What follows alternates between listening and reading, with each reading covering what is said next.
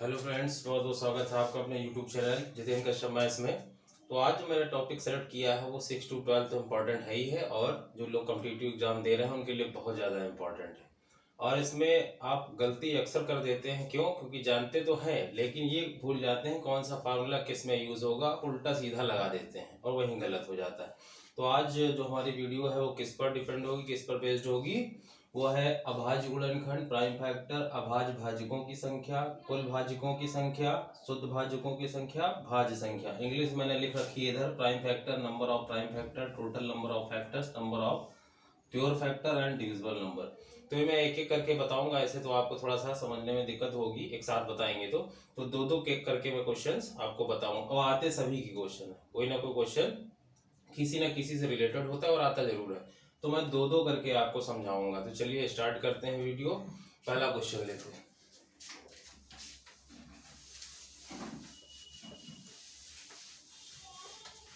तो पहला क्वेश्चन है जो आपका आया है रेलवे में 16/4/2016 को, 16/4/2016 को रेलवे में पूछा गया है। क्वेश्चन क्या है वो मैं लिख ले रहा हूं। 16⁻7 इंटू 27⁻6 इंटू 5⁻9 के गुणनफल में, हिंदी बता रहा हूँ, इंग्लिश भी बताता रहूंगा बीच बीच में, के गुणनफल में कुल अभाज्य गुणनखंड बताइए। कुल अभाज्य गुणनखंड बताइए। तो देखिए, गुणनफल को तो आप जानते हैं क्या कहते हैं, मल्टीप्लिकेशन। और गुणनखंड क्या होता है? फैक्टर होता है। ठीक, इंग्लिश में बताते रहेंगे बीच में। गुणनखंड फैक्टर होता है, गुणनफल मल्टीप्लाई होता है, और अभाज्य को प्राइम कहते हैं, प्राइम नंबर है ना, अभाज्य संख्या प्राइम नंबर होती है। तो हमें निकालना क्या है? अभाज्य गुणनखंड की संख्या बतानी है। क्या बतानी है? अभाज्य गुणनखंड की संख्या। तो सबसे पहले हम क्या करेंगे, इसके बेस देख लेंगे, ये प्राइम नंबर होने चाहिए, अगर नहीं है तो करना पड़ेगा। देखिए 5 प्राइम नंबर है, मैंने बताया था प्राइम नंबर कौन से होते हैं, जो एक से कटे या फिर खुद से कटे और किसी से न कटे। तो 5 एक से कट रहा है और खुद से कट रहा है, इसलिए प्राइम नंबर है। 27 प्राइम नंबर नहीं है, क्योंकि ये 9 से भी कट जाएगा और 3 से भी कट जाएगा, तो प्राइम नंबर नहीं है। तो 16 भी प्राइम नंबर नहीं, 2 से कटेगा, 4 से कटेगा, 8 से। तो 16 को आप क्या लिख सकते हैं? 2 की पावर 4। 16 क्या होगा? 2 की पावर 4, और होल पावर क्या लगी है? 7। अब ये 2 की पावर 4 कैसे निकाला वो आप जानते हैं, प्राइम फैक्टराइजेशन कर लीजिएगा। 2 8 जा 16, 2 4 जा, 2 2 जा एंड 2 1 जा, 1 2 3 4, 2 की पावर 4। ठीक, अच्छा, इनटू 27 को क्या लिख सकते हैं? 3 का क्यूब। भाई 3 का क्यूब ही होगा, निकाल लीजिएगा इस तरह से। एक और बता दे रहा हूँ, 3 9 जा, 3 3 जा एंड 3 1 जा, 1 2 3, यानी 3 की पावर 3। ठीक, अच्छा, ये हो गया 3 की पावर 3 हुआ, और होल पावर कितनी है? 6। होल पावर कितनी है? 6 हो गई। ठीक, यहाँ ऐसे ही लिख लीजिए, 3 का क्यूब होल पावर 6 इंटू 5 की पावर कितना हो? अब आपको पता है पावर मल्टीप्लाई हो जाती है, तो 4 7 जा 28 इंटू 6 3 जा 18 इंटू 5 की पावर 9। ठीक, अब देखिएगा ये और ये जो तीनों बेस है ये प्राइम नंबर हो गए। 2 प्राइम नंबर है, 3 भी प्राइम नंबर है, 5 भी प्राइम नंबर है। अब हम आपको बताने जा रहे हैं, क्या निकालना है? अभाज्य गुणनखंड की संख्या। अभाज्य गुणनखंड की संख्या याद रखिएगा, अभाज्य गुणनखंड की संख्या। तो अभाज्य गुणनखंड की संख्या कैसे निकालेंगे? Total number of prime factor पूछ रहा है, नहीं प्राइम फैक्टर को वो पूछा है, उसकी संख्या क्या होगी। तो ये जो पावर आपने निकाली है 28 18 और 9, इनका एडिशन होगा, यानी 28 प्लस 18 प्लस 9, इनको आप ऐड कर लेंगे। 825 2 3 2 5, 55 आ जाएगा। क्या आ जाएगा? 55। तो इस तरह से जब भी आपको निकालना हो अभाज्य गुणनखंड की संख्या, अभाज्य जानते हैं प्राइम होता है, गुणनखंड फैक्टर होता है। ठीक, और संख्या यानी नंबर ऑफ प्राइम फैक्टर पूछा है। क्या पूछा है? Number of prime factor. तो कितने होंगे? 55, यानी जो भी पावर आएगी उनको ऐड करके लिख लेंगे, लेकिन बेस कैसे होने चाहिए? प्राइम नंबर होने चाहिए। अच्छा, यही अगर आपसे पूछ ले अभाज्य भाजकों की संख्या, अभाज्य भाजकों की संख्या, मतलब नंबर ऑफ प्राइम नंबर पूछ रहा है वो, total number of prime number.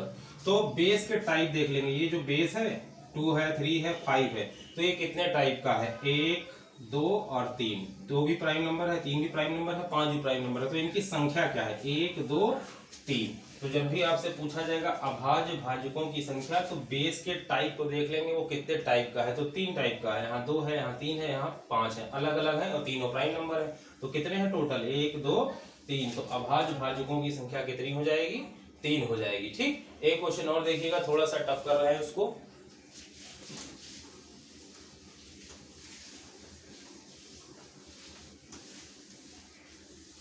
Next question जो आपका है वो है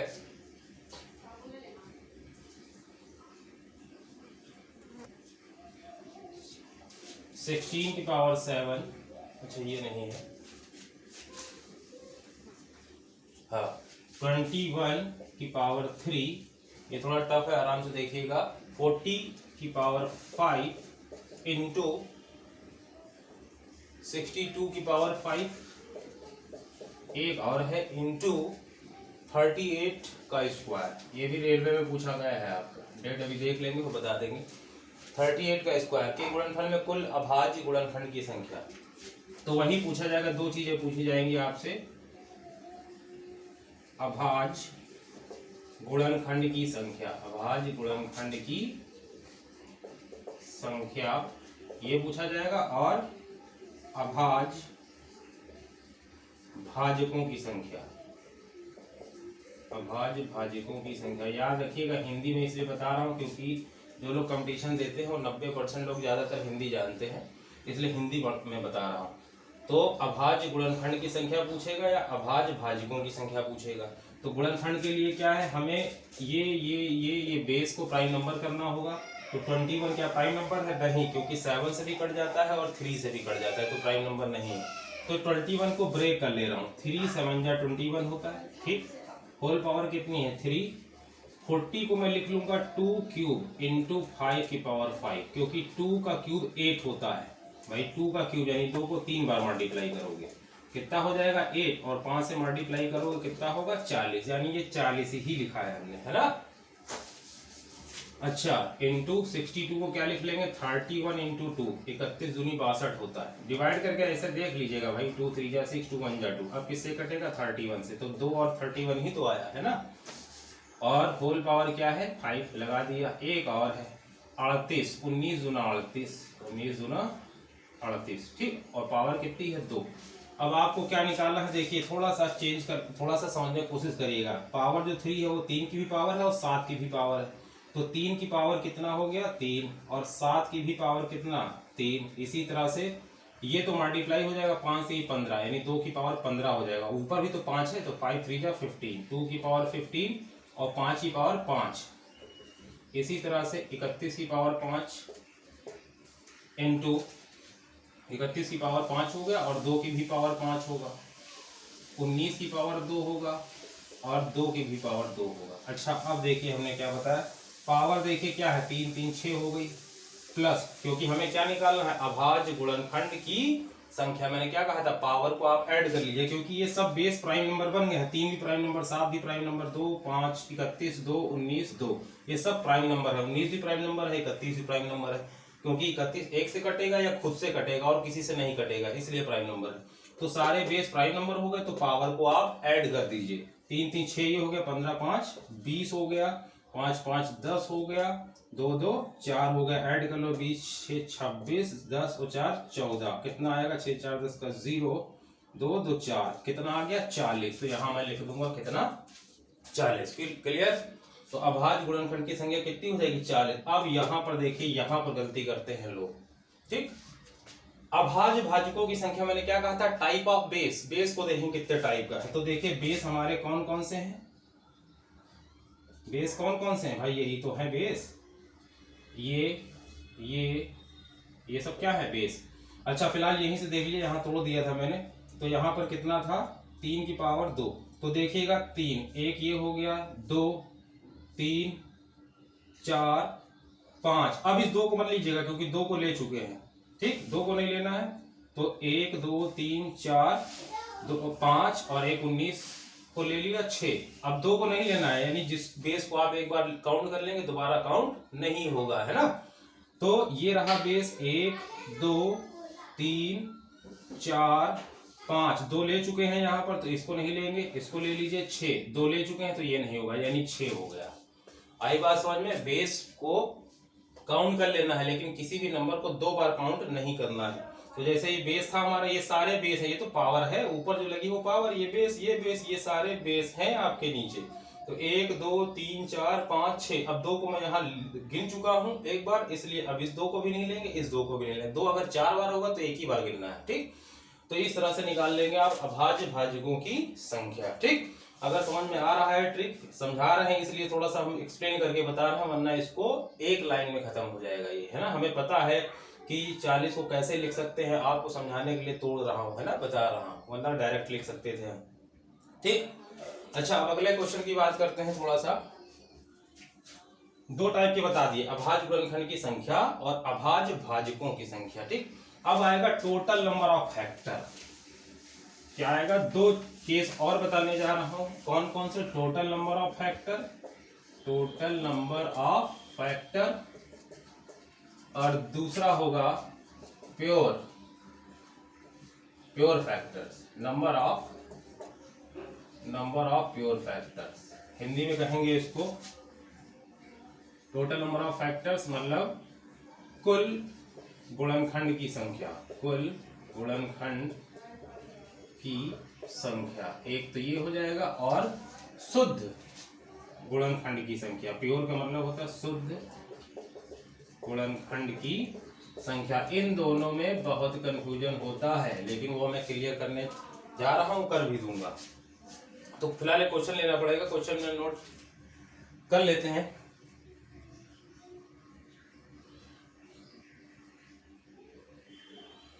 जैसे मान लो लिख दिया जाए 4000, क्या लिख दिया जाए, 4000 के कुल गुणनखंड की संख्या बताइए, 4000 के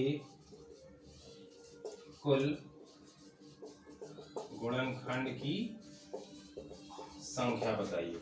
तो 4000 का सबसे प्राइम फैक्टर कर लीजिएगा, ऐसे तोड़ लीजिएगा 4000 को, भाई 2 दूनी 4 3 0, फिर 2 से, ठीक, फिर 2 से 2 पंचे 10, 500 हो गया, फिर 2 से करोगे 250 हो जाएगा, फिर 2 से करोगे 125 हो जाएगा, आप कटेगा नहीं, 5 दूनी 10 55 25, फिर 5 से काटेंगे तो 55 25 हो जाएगा, है ना। 5 से काटोगे तो 55 25 यहाँ हो जाएगा, जगह नहीं तो यहाँ लिख दिया, फिर 5 से काटेंगे 5 5 हो जाएगा, ठीक।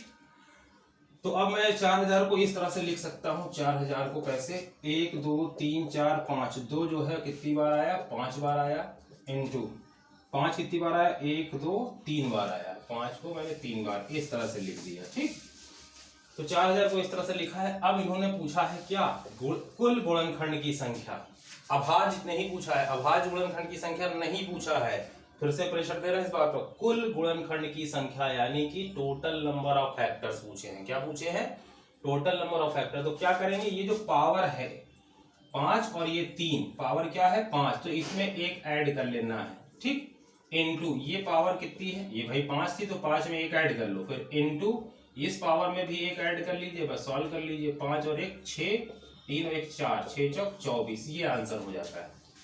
कहने का मतलब ये है जो भी पावर आएगी आपकी, बेस नहीं मतलब जो भी पावर आएगी उसमें एक ऐड करके आपस में मल्टीप्लाई कर देंगे। जैसे 5 में एक ऐड किया 6, 5 में एक ऐड करोगे 6 और 3 में एक ऐड करोगे 4, मल्टीप्लाई कर लो 6 चौक 24 आंसर हो जाएगा, ठीक। अच्छा, ट्रिक समझ में आ रही है, और अगर आपको एक्सप्लेनेशन समझ में आ रहा है तो आप सब्सक्राइब लाइक वगैरह कर सकते हैं, वरना डिसलाइक का बटन भी नीचे है, कमेंट भी है, गाली भी दे सकते हो, नो प्रॉब्लम, ठीक। अच्छा, फिलहाल ऐसा करेंगे नहीं, उम्मीद है, कोशिश पूरी कर रहे हैं समझाने की। तो ये बात हो गई। अब आपसे पूछा है शुद्ध गुणनखंड की संख्या, क्या पूछा है, शुद्ध गुणनखंड की संख्या। तो याद रखिएगा जितना भी आपका टोटल नंबर ऑफ फैक्टर आएगा उसमें से 2 कम हो जाएगा, यानी 24 में 2 निकाल दो कितना 22। अब 2 मैंने कम क्यों किया है वो देखिएगा। जैसे मान लीजिए 8 है, 8 को आप तोड़ लीजिए, 2 चौके 8, 2 दूनी 4, 2 1 9 2, ठीक। तो इसको 8 को आप क्या लिख सकते हैं, 2 की पावर 3 लिख सकते हैं। कितना लिख सकते हैं, 3, भाई 2 दूनी 4 दूनी 8। अच्छा, इससे अच्छा तरीका जो है वो बता दे रहा हूं, वरना इसमें आपको कंफ्यूजन होगा। जैसे मान लीजिए 4 है, छोटा ही ले लिया है। 4 किससे कटेगा? 1 से कटेगा और खुद से भी कटेगा और 4 2 से भी कटेगा कि नहीं? तो ये जो 1 है और खुद से जो कट रहा है, ये जो 2 फैक्टर होते हैं इन्हीं को माइनस करना है, क्योंकि कोई भी संख्या जो होगी वो 1 से भी कटेगी और खुद से भी कटेगी। तो जो टोटल नंबर आपका आएगा इसमें इंक्लूडेड होगा 1 और वो संख्या भी जिससे वो स्वयं कटेगा। तो वही 2 फैक्टर होते हैं। कौन कौन से? 4 1 से भी कटेगा और 4 से भी कटेगा। तो ये जो दोनों फैक्टर है, 2 फैक्टर, ये दोनों टोटल कितने हैं? 2 फैक्टर। तो इसी को माइनस करना पड़ता है इसे, क्योंकि हमें क्या निकालना है? शुद्ध गुणनखंड की संख्या। जैसे मान लीजिए 16 है तो 16 के तो कई सारे फैक्टर होंगे, 2 से भी कटेगा, 4 से भी कटेगा, 2 से भी कटेगा, 4 से भी कटेगा, 8 से भी कटेगा, है ना। लेकिन ये 16 1 से भी कटेगा और खुद से भी तो कटेगा। तो ये जो 2 फैक्टर हैं, ये तो शुद्ध फैक्टर जब निकालते हैं इसलिए 2 माइनस कर देते हैं। समझ में आ गया? 2 माइनस क्यों करते हैं? तो जब आप कुल गुणनखंड की संख्या निकाल लेंगे तो उसमें तुरंत 2 माइनस कर देंगे तो क्या आ जाएगा? शुद्ध गुणनखंड की संख्या आ जाएगा। ठीक। अच्छा, एक और देख रहे हैं, जैसे मान लीजिए 150 आपको दिया है, मान लीजिए 150 दिया है, 150, इसका प्राइम फैक्टर कर लेते हैं 150 का। 2 सत्ते 14 और 1 आया 2 पंचे 10, 3 दूनी 6, 3 पचे 15, 5 पचम 25, 5 1 5। तो 150 को आप क्या लिख सकते हैं? 5 2 बार आया है, ठीक। 2 जो है कितनी बार आया है? 1 बार आया है। और 3 कितनी बार आया है? 1 बार आया है। अच्छा, अब देखिए आपसे पूछेगा कुल गुणनखंड की संख्या। अब इस क्वेश्चन में जितना अभी तक मैंने पढ़ाया सब बता दूंगा, ठीक, एक एक करके। तो जब कुल गुणनखंड की संख्या पूछेगा तो मैंने क्या बताया था? जो पावर है उसमें 1 ऐड कर दीजिए, कर दिया, इनटू ये 1 इसमें 1 ऐड कर दीजिए, इनटू ये 1 इसमें 1 ऐड कर दीजिए। समझ में आया भाई? 2 में 1 ऐड करोगे कितना हो जाएगा? 3, 1 में 1 ऐड करोगे 2, और यहाँ भी पावर 1 है, इसमें 1 ऐड करेंगे 2, 2 दूनी 4 3 12। आंसर समझ में आया कैसे करेंगे? जब आपसे क्या पूछा जाए? कुल गुणनखंड की संख्या। अब यहीं पर अगर आपसे पूछ ले शुद्ध गुणनखंड की संख्या, pure number, pure total factor पूछ ले, तो क्या बताएंगे? शुद्ध गुणनखंड की संख्या। तो शुद्ध गुणनखंड की संख्या क्या होगी? इसमें से 2 माइनस कर दो, 10 हो जाएगी। समझ में आ गया? अच्छा, यहीं अगर आपसे पूछ लेता अभाज्य गुणनखंड की संख्या, क्या पूछ लेता? जो शुरू में बताया था मैंने, शुरू में याद करिए, अभाज्य गुणनखंड की संख्या। अभाज्य गुणनखंड की संख्या, अभाज्य का मतलब समझ रहे होगे, प्राइम फैक्टर पूछ रहा है, total number of prime factor, ठीक, इंग्लिश में आप समझ लीजिएगा। तो अभाज्य गुणनखंड की संख्या क्या पूछेगा? तो मैंने क्या बताया था? पावरों को ऐड कर लो, 2 3 4, ये लो हो गया। समझ में आया? जब पूछेगा अभाज्य गुणनखंड की संख्या तो तीनों ऐड कर लेना। जब पूछेगा कुल गुणनखंड की संख्या तो पावर में एक एक करके मल्टीप्लाई कर लेना। 2 में 1 ऐड करोगे 3, 1 में 1 ऐड करोगे 2, 1 में ऐड करोगे 2, मल्टीप्लाई 12, ठीक। अच्छा, अब यही पूछ लेता अभाज्य भाजकों की संख्या। अभाज्य भाजकों की संख्या, ये सब पूछे गए हैं रेलवे में, एसएससी बैंक में, वही क्वेश्चन सेलेक्ट करके लाए हैं जो आपको मैं एक्सप्लेन कर रहा हूँ, है ना, मेहनत की है। अभाज्य भाजकों की संख्या, तो अभाज्य भाजकों की संख्या टाइप देख लीजिए, ये प्राइम नंबर है, यस ये प्राइम नंबर है और ये प्राइम नंबर है। सबसे पहले बेस का देख लेना प्राइम नंबर है या नहीं, अगर नहीं होगा तो बदलना होगा, बताया था कैसे बदलेंगे। तो ये भी प्राइम नंबर, ये भी प्राइम नंबर, ये भी प्राइम नंबर, तो कितने हो गए? 1 2 3, ये 5 है, सब अलग अलग है ना, ये अलग है, ये अलग है, ये अलग। मान लो यहाँ 5 है, यहाँ भी 5 है, तो 5 को 2 बार नहीं काउंट करते, 5 को 1 बार काउंट करते, लेकिन यहाँ सब अलग अलग है। 1 2 3, ये रहा आपका। तो चारों क्लियर हो गए। कुल गुणनखंड की संख्या पूछेगा तो पावर में एक एक ऐड करके मल्टीप्लाई। शुद्ध गुणनखंड की संख्या, तो इसमें से 2 माइनस कर देना, जो कुल गुणनखंड आया होगा उसमें से आप 2 निकाल देंगे। और अभाज्य गुणनखंड की संख्या, पावरों को ऐड कर लेना, ठीक। अभाज्य भाजकों की संख्या, टाइप ऑफ बेस देख लेना, बेस के टाइप कितने हैं, प्राइम नंबर कौन कौन से टाइप के हैं। तो भाई 5 है, ये 2 है, ये 3। मान लो यहाँ भी 2 होता तो 1 ये हुआ, 2 ये हुआ, बस 2 एक बार गिन चुके तो आप ये नहीं गिनते, सिर्फ 1 और 1 2 आंसर होता, कितना 2। लेकिन यहाँ 3 था तो 1 2 3। तो ये सारे मैंने आपको क्लियर कर लिए हैं। कुछ आप अपने आप से भी करके देखेंगे, जैसे 520 एक दे रहा हूँ, 520 840, इनमें आप चारों को निकाल के देखिएगा निकाल पाते हैं कि नहीं। बाकी नेक्स्ट वीडियो में बात करूंगा अगले टाइप के जो क्वेश्चन है, यानी 2 टाइप अभी रह गए, 6 थे 2 रह गए, ठीक। तो उसको नेक्स्ट वीडियो में बनाऊंगा, जरूर देखिएगा। क्लियर? तो अगर भाई ठीक लगा हो तो सब्सक्राइब, लाइक, शेयर और कमेंट जरूर कर दें, अच्छा या बुरा नो प्रॉब्लम, लेकिन करें जरूर। Okay, thank you.